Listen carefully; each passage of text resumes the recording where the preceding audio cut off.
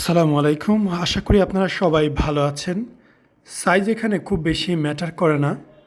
ম্যাটারটা করে হচ্ছে মানুষের চিন্তা চেতনার উপর। আর এর চাইতে অনেক বড় বড় ব্রেস্ট নিয়ে অনেকেই খুব আরামে ঘুরছে। কিন্তু এই সামান্য ব্রেস্টের কারণে বা গাইনোকমাসিয়ার জন্য উনি কিন্তু স্বাচ্ছন্দ্য বোধ করতে পারছে না এবং অপারেশন করতে খুব বেশি ইচ্ছুক।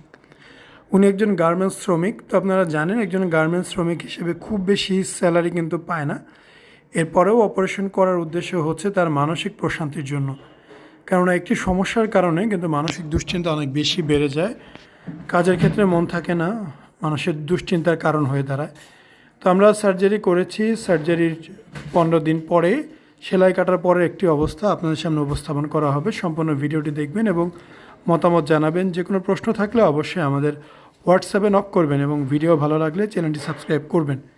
তো ওনার সাথে কী কথোপকথন হয়েছে সেটাও শুনবেন এবং ওনার পাশেই আরও একজন পেশেন্ট ছিল যার মাত্র 3 দিন আমরা টিউব খুলেছি, তার সাথেও মাঝখানে অনেক কথা বলেছি, শুনতে পারবেন। বুঝে নিয়ে রে 15 দিন না, এই যে চামড়াগুলো আস্তে আস্তে নতুন করে হইব। হ্যাঁ, সেলাই কোথায় কাটছ?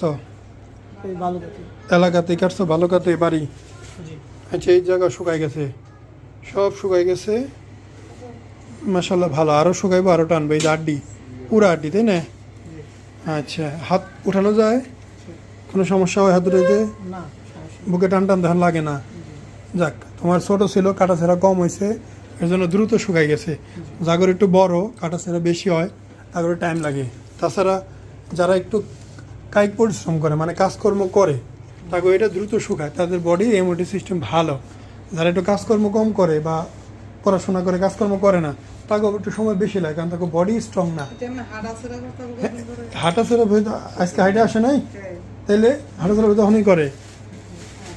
ওইটা চিন্তা করেন, এই যে দেখছেন শুকাই গেছে 15 দিনে, কত টানছে দেহ। এই যে দেখছেন, এই যে ওটাও দুই রকম, আমাকে দেহ ওটাই দুই রকম। একরকম অ্যাকুরেট 100% জীবন হইব না, জীবনেও না। কিন্তু কাকা একটু দেখেন দেখেন দেখেন, কিন্তু মাইনা চলতে হইব। হ্যাঁ, হাই হতাশ করলে তার কোনো সমাধান দিতে পারব না, কিন্তু বুঝতে হইব।